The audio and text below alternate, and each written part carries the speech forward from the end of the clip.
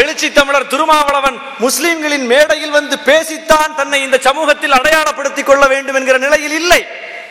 அன்றைக்கு பாட்டாளி மக்கள் கட்சி வன்னியர் சங்கமாக இருந்த பாட்டாளி மக்கள் கட்சி கட்சியாக உருமாறிய போது ராமதாசுக்கு பேசவே வராது. ஊர்தோறு போய் அந்த கட்சியை அறிமுகப்படுத்தி வன்னியர்கள் கட்சி என்கிற அந்த அடையாளத்தை மாற்றி இது ஒரு பொது கட்சி என்கிற ஒரு பொது மக்களுக்கான கட்சி என்கிற அடையாளத்தை தந்தவர் பழனி பாபா. மேடைகள் தோறும் முழங்கினார். வன்னியர் சமூகத்திற்கான கட்சி என்ற ஒரு குறிப்பிட்ட சாதி கட்சி என்கிற அடையாளத்தை மாற்றுவதற்கு அவர் ஒரு பிரச்சார பீரங்கியாக பயன்பட்டார். அப்படி விடுதலை சிறுத்தைகளை மாற்றுவதற்கு இங்கே யாராவது இருக்கிறார்களா? அப்படி ஒரு பேச்சாளரை பயன்படுத்தி ஒரு சமுதாய தலைவரை பயன்படுத்தித்தான் அடையாளப்பட வேண்டும் என்கிற நிலையில் விடுதலை சிறுத்தைகள் இருக்கிறதா? இல்லை. ஆக மற்ற கட்சிகள் தங்களை வளர்த்துக் கொள்வதற்கு, தாங்கள் அடையாளப்படுவதற்கு இஸ்லாமியர்களை முஸ்லிம்களை பயன்படுத்திக் கொண்டார்கள்.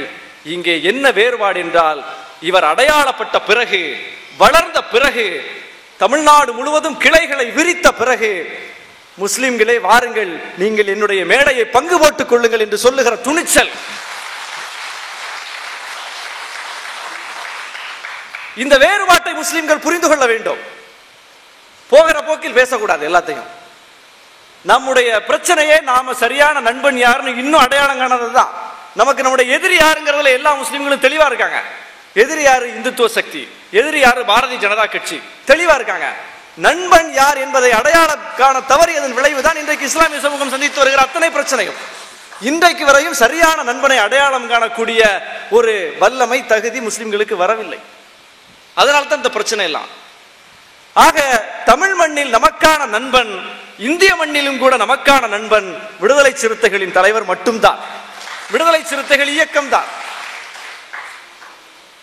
என்னிடம் கேட்டார்கள், எத்தனையோ முஸ்லிம் கட்சிகள் இருக்கின்றன, நீங்கள் அவர்களிடம் சென்று சேராமல், அவர்களுக்காக பேசாமல் இப்படி விடுதலை சிறுத்தைகளுக்காக வீதிதோறும் முழங்கிக் கொண்டிருக்கிறீர்களே ஏன் என்று கேட்டார்கள். எத்தனையோ பொது அரசியல் கட்சிகள் இருக்கின்றன, வளர்ந்த கட்சிகள் இருக்கின்றன. விஜயகாந்த் போன்று புதிதாக முளைத்து திடீரென்று அபரிமிதமான வளர்ச்சி அடைந்திருக்கிற கட்சிகள் எல்லாம் இருக்கும்போது உங்களை போன்றவர்கள் அங்கே போனால் சிறப்பான இடத்தை பிடிக்கலாமே என்றெல்லாம் அறிவுரை சொன்னார்கள். நான் அவர்களிடம் திருப்பி கேட்டேன், நான் சொல்லுகிற ஒரு பிரச்சனையை எடுத்து அவர் பேசுவாரா? இன்றைக்கு பாபர் மசூதி இடிப்பு குறித்து அவர் கருத்து சொல்லுவாரா? இடஒதுக்கீடு என்றால் அவருக்கு என்னன்னு தெரியுமா?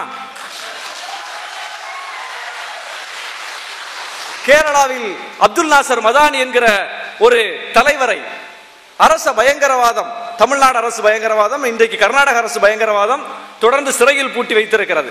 அப்துல் நாசர் மதானி என்றால் தமிழ்நாட்டு ஊடகங்களுக்கும் தமிழ்நாட்டு அரசியல்வாதிகளுக்கும் எந்த பார்வை இருக்கிறது? அவர் கோவை குண்டுவெடிப்பில் வழக்கில் கைது செய்யப்பட்டவர், அவர் ஒரு தீவிரவாதி, தீவிரவாதத்தோடு தொடர்புடையவர் என்கிற பார்வை தான் இங்கே இருக்கிற அனைவருக்கும் இருக்கிறது. ஆனால் அவர் கைது செய்யப்பட்ட போது மதானியை விடுதலை செய் என்று சொல்லி அரச பயங்கரவாதத்தினுடைய ஒரு இலக்காக, இரையாக இன்றைக்கு அவர் கைது செய்யப்பட்டிருக்கிறார். நாட்டில் பாபர் மசூதியை இடித்த குற்றம் புரிந்த அத்வானிகள் வெளியே நடமாடும் போது அப்பாவி மதானி உள்ளே இருப்பதா என்று கேள்வி எழுப்பி தமிழ்நாடு முழுவதும் சுவரொட்டிகளை ஒட்டிய இயக்கம் விடுதலை சிறுத்தைகள் இயக்கம். இந்த சுவரொட்டியை நான் விஜயகாந்த் எதிர்பார்க்க முடியுமா? விஜயகாந்த் எதிர்பார்க்க முடியாதுங்கிறது எனக்கு நேரடியான ஒரு அனுபவம் இருக்கு. 2005 அவரை நான் ஒரு பேட்டிக்காக சந்திச்சேன். 2006 தான் அவர் கட்சி தொடங்குறார். 2005 அவர் கட்சி தொடங்குறதுக்கு ஒரு 2 மாதத்திற்கு முன்னாடி அவர்கிட்ட ஒரு எக்ஸ்க்ளூசிவான பேட்டி எடுக்கிறதுக்கு நான் அவரை சந்திச்சேன். அப்ப நான் அவர்கிட்ட கேட்டேன், உங்களுடைய படங்களில் தொடர்ச்சியாக முஸ்லிம்களை தீவிரவாதிகளாக சித்தரிக்கிற ஒரு போக்கு இருக்கிறதே, இது நீங்க எப்படி இதை செய்றீங்க? இங்க இருக்கிற எல்லா முஸ்லீமும், இப்ப நாங்கெல்லாம் வந்திருக்கிறோம், உங்கள்ட்ட உரையாடுறோம், நாங்கெல்லாம் தீவிரவாதியா? இப்ப முஸ்லீம் தீவிரவாதின்னா நீங்க எங்களை சேர்த்து சொல்ற மாதிரி தான் ஆயிடுது, ஏன் இப்படி காட்டுறீங்க தொடர்ச்சி அப்படிங்கிற ஒரு கேள்வி வச்சோன்னே அவர் ஒரு நிமிடம் கூட தாமதமின்றி உடனே ஒரு பதில் சொன்னார். அந்த இடத்துல நான் மயங்கி விழுந்துற அளவுக்கு எனக்கு வந்துருச்சு. என்ன சொன்னார்னா, பேப்பர்ல அப்படித்தானே வருது. அவர் எதை பத்தி சிந்திக்கல, பேப்பர்ல அப்படித்தானே வருது. பத்திரிகைகளில் வரக்கூடிய செய்தியை அடிப்படையாக கொண்டு ஒருவன் அரசியல் செய்கிறான் என்று சொன்னால் அவன் எப்படி என் தலைவனாக இருக்க முடியும்?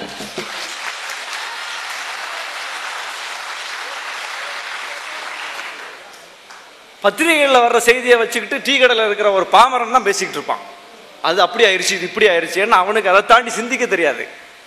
அவன் அந்த செய்தி உண்மை நினைச்சு பேசிக்கிட்டு இருப்பான். அப்படி என்றால் அந்த பாமரனை விட கேவலமான ஒரு சிந்தனை உள்ளவர் விஜயகாந்த். அவருக்கு அதை தாண்டி சிந்திக்க தெரியாது. ஆனால் என் தலைவன் திருமாவளவன் அப்படி இல்லை. நீ என்ன கருப்பொருளை கொடுத்தாலும் அந்த ஒரு நிமிஷத்துக்கு முன்னாடி, ஒரு நொடிக்கு முன்னாடி இந்த தலைப்புல நீ பேச சொன்னா கூட 2 மணி நேரம் பேசுவார். அவர் தான் என் தலைவராக இருக்க முடியும். இன்னும் நான் ஒருபடி மேலே போய் சொல்லுகிறேன், இந்த மண்ணில் சாதியின் பெயரால் ஒடுக்கப்படுகிற ஒரே காரணத்திற்காக அவர்தான் என் தலைவராக இருக்க முடியும். ஆக முஸ்லிம்கள் போய் ஒரு தலித்த தலைவராக ஏத்துக்கலாமா, முஸ்லிம் அல்லாத ஒருவரை தலைவராக ஏத்துக்கலாமாங்கிற கேள்வி இங்க இருக்குது. நான் ஒன்றும் என்னுடைய இஸ்லாமிய மார்க்கத்தின் தலைவராக திருமாவளவனை ஏற்கவில்லை. என்னுடைய சமுதாயத்தின் தலைவராக திருமாவளவனை நான் ஏற்கவில்லை. இந்த மண்ணில் பன்மை சமூகம் வாழக்கூடிய இந்த மண்ணில் முஸ்லிம்கள் மட்டுமே வாழக்கூடிய ஒரு சவுதி அரேபியாவா இருந்தா முஸ்லிம்கள் தலைமை இருக்கிறத பத்தி நம்ம பேசலாம். இது பல்லின மக்கள் வாழக்கூடிய ஒரு நாடு. எல்லா சமூக மக்கள், இனங்கள், குழுக்கள், பிரிவுகள், சாதிகள் எல்லாம் இருக்காங்க. இந்த மண்ணில் அந்த பேச்சுக்கு இடமில்லை. இந்த மண்ணில் எனக்கான அரசியல் தலைவராக திருமாவளவன் தான் இருக்க முடியும். அப்ப மற்ற தலைவர்களில் இருந்து அவர் எப்படி வேறுபடுகிறார் என்பதை முஸ்லிம்கள் தயவு செய்து சிந்திக்க வேண்டும். நீங்கள் சிந்தித்து வாருங்கள். நான் உங்களை திருமாவளவனை ஏற்க வேண்டும், விடுதலை சிறுத்தைகள் வந்து கட்சியில் வந்து சேர வேண்டும் என்பதற்காக நான் இத்தனையும் பேசவில்லை. நீங்கள் ஆய்வு செய்யுங்கள். நீங்கள் சிந்தித்து பார்த்து மற்ற தலைவர்களோடு ஒப்பிட்டு, மற்ற இயக்கங்களோடு ஒப்பிட்டு ஒரு முடிவுக்கு வாருங்கள். நீங்கள் கட்சியில் வந்து இணைவதற்காக நான் பேசவில்லை. நீங்கள் இந்த கட்சிக்கு ஆதரவாக இருக்க வேண்டும், பின்புலமாக இருக்க வேண்டும் என்பதற்காகவும் நான் பேசவில்லை. மற்ற கட்சிகளை ஏன் ஆதரவு கொடுக்காமல் இருக்க வேண்டும் என்பதற்காக தான் நான் பேசுகிறேன். ஏன்னா நீங்க நிறைய பேரை நம்பி ஏமாந்தாச்சு. இன்னும் வந்து தவறான முடிவுகள் எடுக்காதீங்க, சரியான முடிவை எடுங்கள் என்பதற்காகத்தான் நான் பேசுகிறேன்.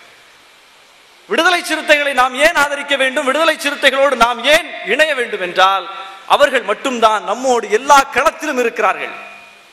சில பேர் கல்யாணத்தில் இருப்பான், மகிழ்ச்சியான தருணங்கள்ல வந்து கை குலுக்குவான், ஆபத்தான தருணங்கள்ல ஒதுங்கி போயிடுவான்.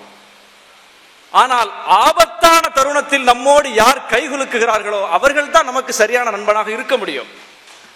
அந்த அடிப்படையில் நீங்க பாத்தீங்கன்னா முஸ்லிம்கள் இந்த மண்ணில் எந்தெந்த பிரச்சனைகளில் எல்லாம் பாதிக்கப்பட்டிருக்கிறார்களோ பாதிப்பின் போது நம்மோடு வந்து கைகுலுக்கிய ஒரே தலைவர் திருமாவளவன் அவர்கள் தான். என்ன பாதிப்பு? இன்னைக்கு காஷ்மீர் பற்றி எரிந்து கொண்டிருக்கிறது.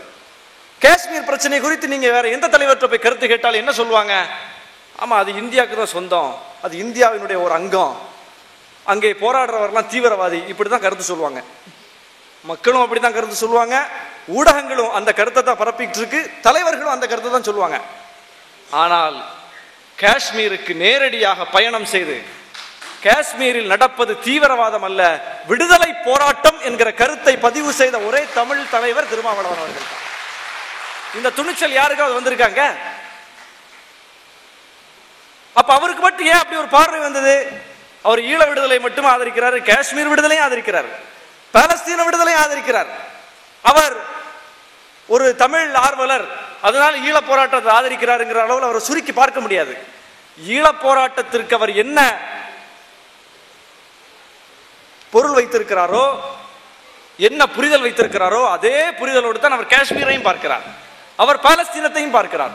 சதாம் ஹுசைன் அமெரிக்க வல்லரசால் தூக்கிலிடப்பட்ட போது அண்ணா சாலையில் சென்னையில் அனைத்து இஸ்லாமிய அமைப்புகளும் ஒன்று திரண்டு சாலை மறியலில் ஈடுபட்டார்கள் அமெரிக்க தூதரகத்தின் அருகே.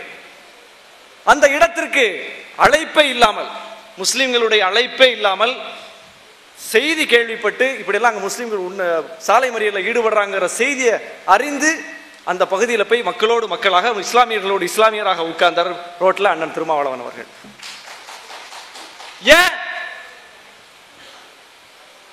ஏன் அவருக்கு அந்த பார்வை வந்துச்சு? ஏகாதிபத்திய எதிர்ப்பு பார்வை, அமெரிக்காவை எதிர்க்க வேண்டும் என்கிற ஏகாதிபத்திய எதிர்ப்பு பார்வை. ஆக முஸ்லிம்களுக்கு என்னென்ன பார்வை இருக்கிறதோ அதை விட ஒரு படி கூடுதலாக மேலாக அவருக்கு இந்த மக்களின் மீது அக்கறை இருக்கிறது, அன்பு